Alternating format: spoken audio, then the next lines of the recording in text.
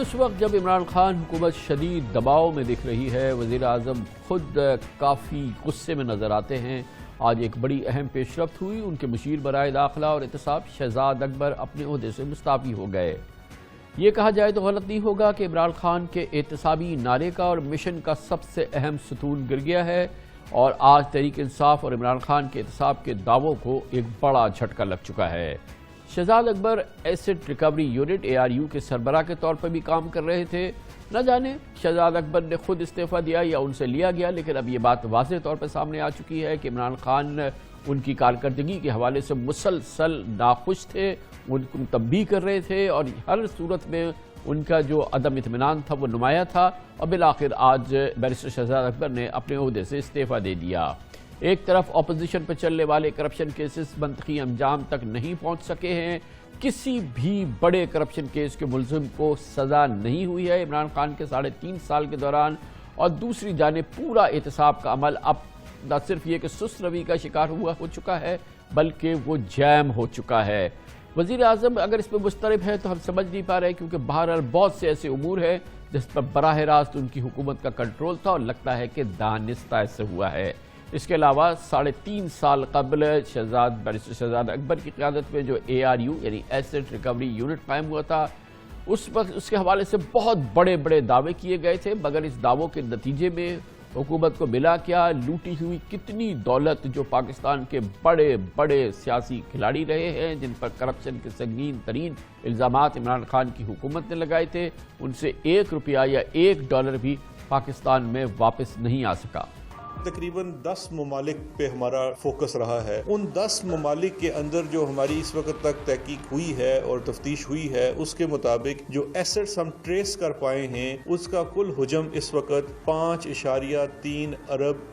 ہے۔ $5.3 ارب جو پاکستان سے باہر لے جایا گیا غیر قانونی طریقے سے، اس میں منی لانڈرنگ بھی ملوث ہے، وہاں پہ جائیدادیں بنائی گئی ہیں، بینک اکاؤنٹس ہیں، تو یہ $5.3 ارب کی فگر اس وقت تک ہے، اور یہ پاکستانی روپوں میں 700 ارب روپے بنتے ہیں، اور اس کے اندر 5000 سے زائد فیک اکاؤنٹس ہیں جن کو کھنگالا گیا ہے، اور ان کے اندر سے تمام ہی فیک اکاؤنٹس نکلے ہیں۔ سب سے مشکل کام میں سمجھتا ہوں ٹریس کرنا ہے، کیونکہ سب سے پہلے آپ نے پیسے کا سوراخ لگانا ہے۔ جیسے جیسے جس پیسے کا آپ سوراخ لگاتے جاتے ہیں، پھر ان ممالک میں جہاں وہ پیسہ ہے وہاں کی لیگل فارمیلٹیز پوری کر کے اس کو واپس لا جائیں گے۔ میں قوم کو بہت جلد انشاءاللہ اس مہینے کے آخر تک بہت بڑی خوشخبری سناؤں گا۔ سب سے بڑا مشن بیرسٹر شہزاد اکبر کے پاس یہ تھا کہ شہباز شریف فیملی، نواز شریف فیملی کو لندن میں انصاف کے کٹہرے میں لایا جائے۔ اس کی مثال برطانوی ڈپارٹمنٹ فار انٹرنیشنل ڈیولپمنٹ میں مبینہ کرپشن کا الزام تھا، جس میں حکومت کو کامیابی حاصل نہیں ہوا۔ پچھلے سال سپٹمبر میں برطانوی عدالت نے شہباز شریف فیملی کو منی لانڈرنگ اور مجرمانہ سرگرمیوں کے الزامات سے بری کر دیا تھا۔ یہ بہت بڑی شکست تھی حکومت کی اس مشن میں، جو کہ وہ لوٹی ہوئی دولت کو واپس لانا یا سیاسی ہائی پروفائل سیاسی لوگوں پہ جو کرپشن کے الزامات لگے تھے ان کے خلاف فیصلہ حاصل کرتے، الٹا ہوا، اور لندن میں شہباز شریف اور ان کی فیملی کے خلاف منی لانڈرنگ کے الزامات برطانوی عدالت نے غلط ثابت کر دیے۔ یہ ایک بہت بڑا سیٹ بیک تھا حکومت کے لیے بھی اور بیرسٹر شہزاد اکبر کے لیے بھی۔ لندن میں تو یہ کیس کا انجام ہوا، لیکن جس بھرپور مشن سے، بھرپور قوت سے، پوری ریاستی قوت سے شہباز شریف فیملی، نواز شریف فیملی کے خلاف پاکستان میں کیسز بنائے گئے، پاکستان میں مقدمات نیب میں اور FIA وغیرہ میں قائم کیے گئے، اور ان پر تحقیقات کو آگے بڑھایا گیا، ان میں سے ایک بھی منطقی انجام تک نہیں پہنچ سکا، بلکہ منطقی انجام کے قریب بھی نہیں پہنچ سکا، اور وہ تمام جو وعدے اور جو تمام عزائم کا اظہار کیا گیا تھا، جو جس چیز کی، جس بڑی کرپشن کی عوام کو خبر سنائی دی گئی تھی، وہ کہیں پر بھی ثابت نہیں ہو سکی، اور کسی عدالت میں بھی شہباز شریف فیملی یا نواز شریف فیملی کو اس انداز سے جب سے شہزاد اکبر صاحب نے کام سنبھالا ہے سزا نہیں ہو پائی۔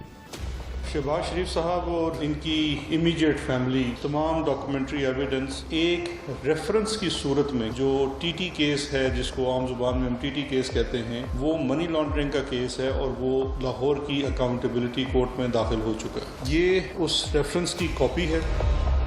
इस रेफरेंस से अच्छा और मजबूत रेफरेंस नैब का मैं नहीं समझता कि आज तक कभी फाइल हुआ होगा पाकिस्तान में। 55 वॉल्यूम्स पे मुश्तमिल 25,000 सफ़ात एंड ऑल डॉक्यूमेंट्री एविडेंस। माजी में जिस तरह से काम होता रहा है और अब जिस तरह की चीज़ें जो केसेस बन रहे हैं उनमें बहुत फ़र्क है, जिसकी वजह से शहबाज शरीफ साहब बगैर किसी वजह के, वजह तो हमें पता है लेकिन बगैर किसी मेडिकल वजह के एक सेल्फ आइसोलेशन में बैठे हुए हैं, क्योंकि पता है अब ट्रायल शुरू होना है, तो रस्ते भी बंद हैं, भाग भी नहीं सकते, शायद लंदन भी नहीं जा सकेंगे, तो बड़े सख्त इस वक्त परेशान हैं। लेकिन इनको अगर हम परसू करते रहेंगे तो इंशाल्लाह इसमें मंतकी इंजाम के साथ रिकवरीज भी होंगी। दूसरी जानिब ये तो हुआ लाहौर के केसेस का मामला और शरीफ फैमिली के मामला, लेकिन वो मामला जिनका ताल्लुक fake bank account money laundering cases से था, जो कि सुप्रीम कोर्ट ऑफ पाकिस्तान के अहकामात पर कायम किए गए थे और इमरान खान की हुकूमत आने से पहले जिन पर तहकीकात मुकम्मल हो गई थी, जिनके नतीजे में कुछ 44 रेफरेंसेस बनने थे, जिसमें 17 रेफरेंसेस बने भी, उन तमाम मामलात में भी किसी बड़े मुल्ज़िम को सज़ा नहीं हो सकी, बल्कि उनको मुख्तलिफ हवालों से, मुख्तलिफ अंदाज से उनको न सिर्फ सहूलतें फराहम की गई, बल्कि उनके लिए ज़िंदगी सहल बना दी गई। और लूटी हुई दौलत जो इन केसेस में, जो कि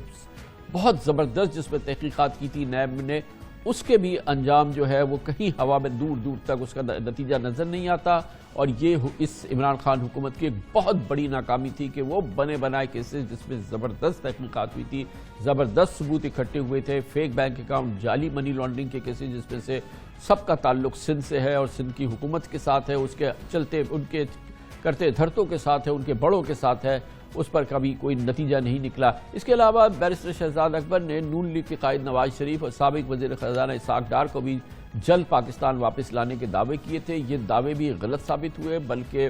जनाब इसाक डार, जिनकी के सेनेट की रुकनीत शदीद ख़तरे में थी, वो भी अब मुकम्मल तौर पर बहाल हो चुकी है और ये भी एक बहुत बड़ी शिकस्त रही हुकूमत की। नवाज शरीफ साहब को वापस लाने के लिए हमने कम्युनिकेशन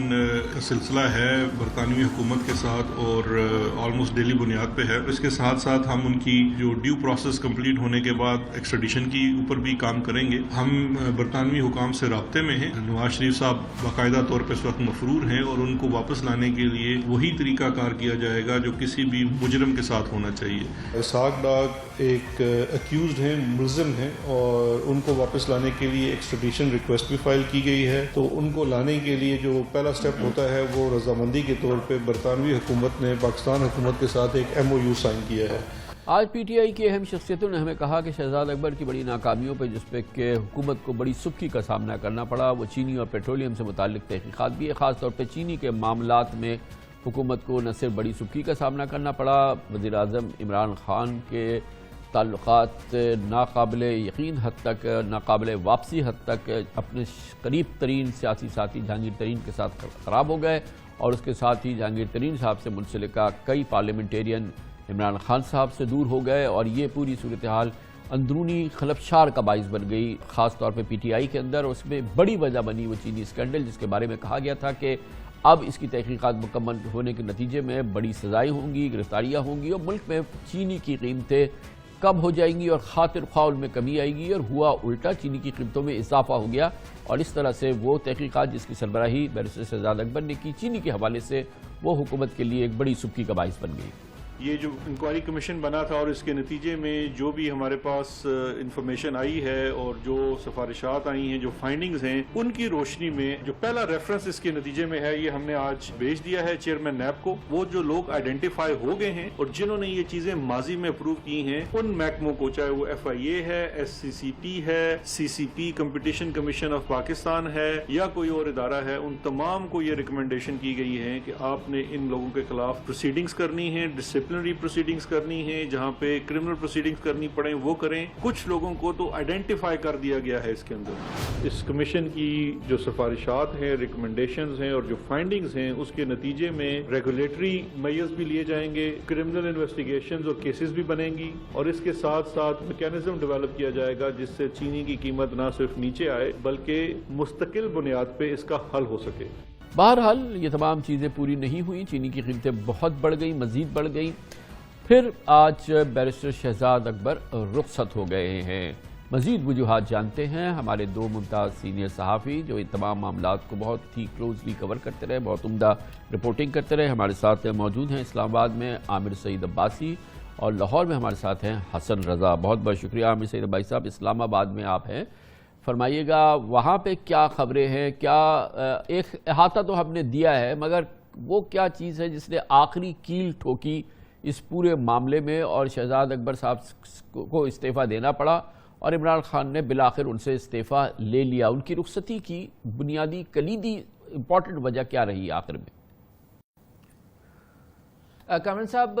شہزاد اکبر صاحب گزشتہ 3 سال سے یہ جب سے وہ ایسٹ ریکوری یونٹ کو ہیڈ کر رہے تھے تو اس کے بعد انہوں نے مختلف پلانز سبمٹ کیے. پرائم منسٹر کو یہ بتایا کہ ہم ان سکینڈلز کے میں جو ملزمان ہیں ان سے ہم اتنی ریکوری کر لیں گے, بلینز آف روپیز کی ریکوری ہوگی, ہم بیرون ملک جو ایسٹس ہیں وہ بھی واپس لائیں گے, اور اس کے علاوہ جو ملزمان فرار ہیں, نواز شریف ہیں, اسحاق ڈار ہیں, ان تمام کو بھی واپس لایا جائے گا. لیکن ان تمام تر جو کیسز تھے ان کے بعد ابھی ریسنٹلی یہ ہوا کہ جو پرائم منسٹر نے جب تمام کیسز کی اپڈیٹس لیں تو شہزاد اکبر صاحب نے جو رپورٹ سبمٹ کی اس میں بتایا کہ تمام کیسز اپنے منطقی انجام کے قریب ہیں اور جلد ہی تمام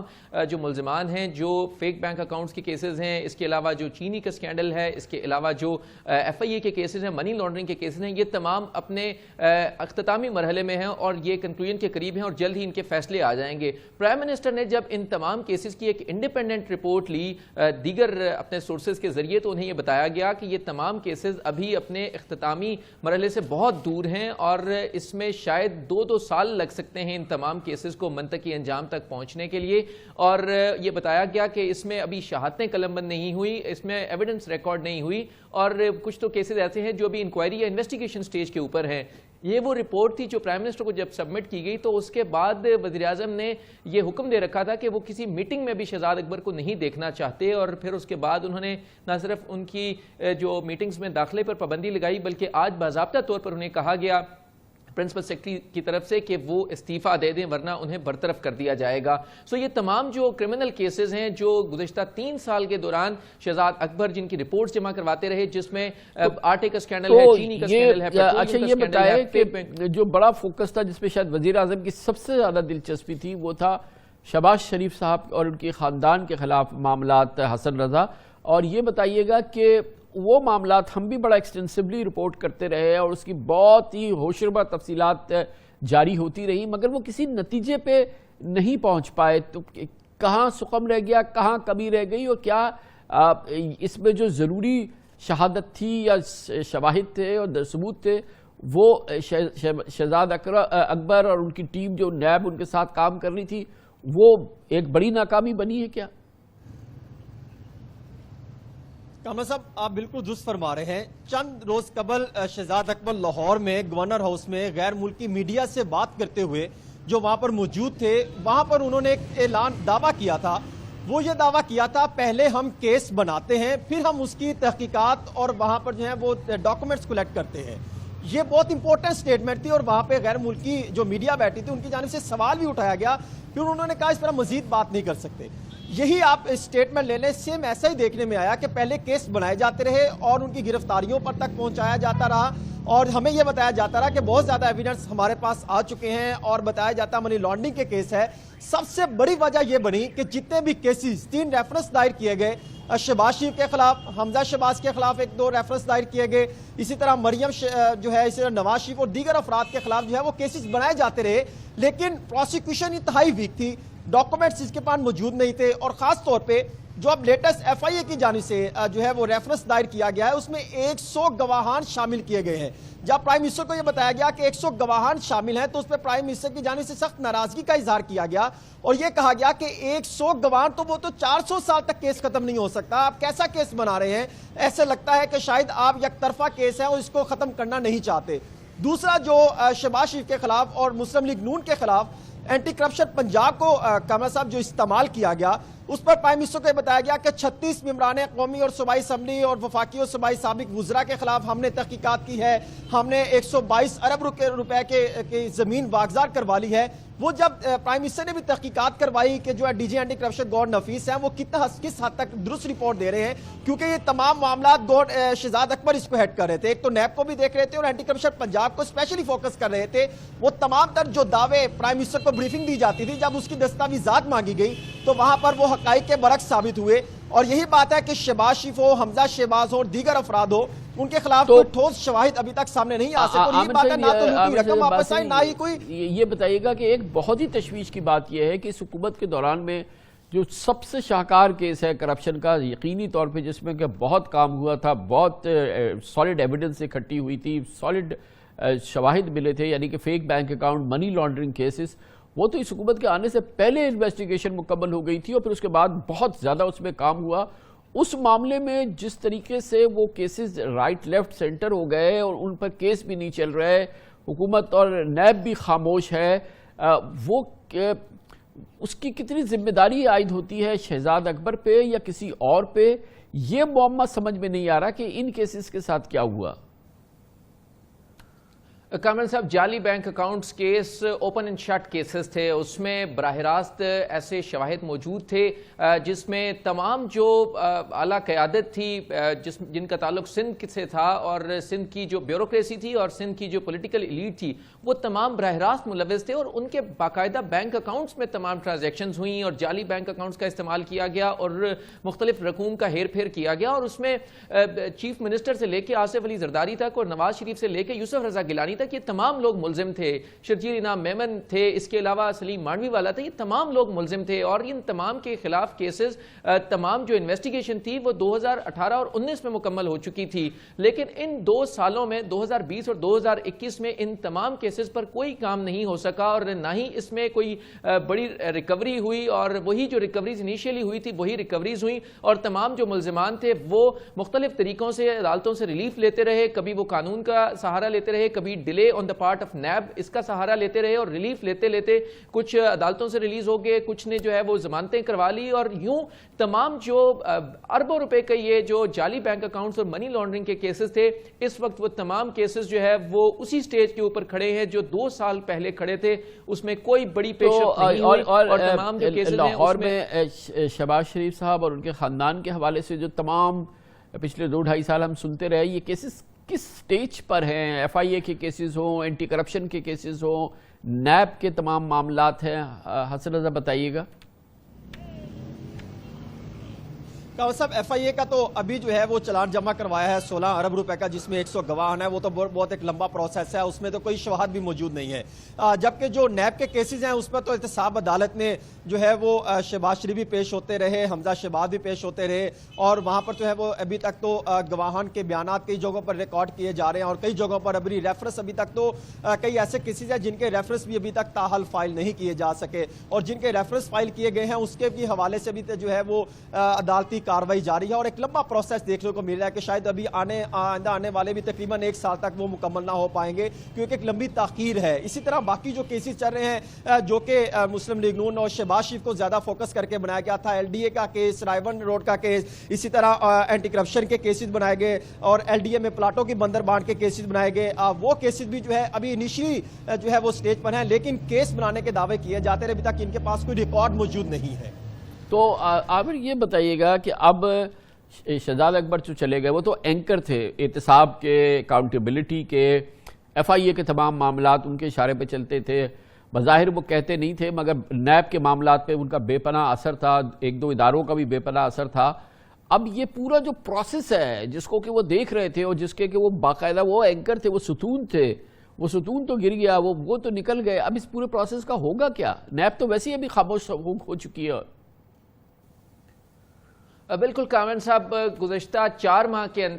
دوران بالخصوص نیب میں نہ تو کوئی بڑی گرفتاری ہوئی، نہ کوئی ایگزیکٹو بورڈ کا اجلاس ہوا، نہ کوئی اہم فیصلہ سازی ہوئی، اور ایک انٹرم سیٹ اپ چل رہا ہے، ایک عارضی سیٹ اپ چل رہا ہے، اور نہ کوئی بڑی جو پیش رفت ہوئی ہے کیسز میں. جو کیسز پہلے سے تھے اس میں ملزمان نے نیب کی جو ترمیمی آرڈیننسز آئے جس میں دوسری اور تیسری ترمیم آئی، ان کا سہارا لے کر بہت سے لوگ ایکوٹ ہو گئے، کچھ نے جو ضمانتیں کروا لی. آصف علی زرداری کی مستقل ضمانت ہو گئی جعلی بینک اکاؤنٹس کیس میں. اس کے علاوہ دیگر جو ملزمان ہیں انہوں نے بھی اپنے کچھ، اگر ان کی چیزیں فریز تھی، کوئی پراپرٹیز فریز تھی وہ ریلیز کروا لی، کوئی اگر گاڑیاں فریز تھی وہ ریلیز کروا لی. سو ان 4 ماہ کے دوران جب 6 اکتوبر کو جب دوسرا ترمیمی آرڈیننس آیا نیب کا، اور پھر 30 اکتوبر کو تیسرا آیا، تو اس کے بعد سے اب تک کوئی نیب میں عملاً کام نہیں ہو رہا. بہت بہت شکریہ عامر سعید عباسی اسلام آباد سے. حسن رضا لاہور سے ہمارے ساتھ موجود ہے.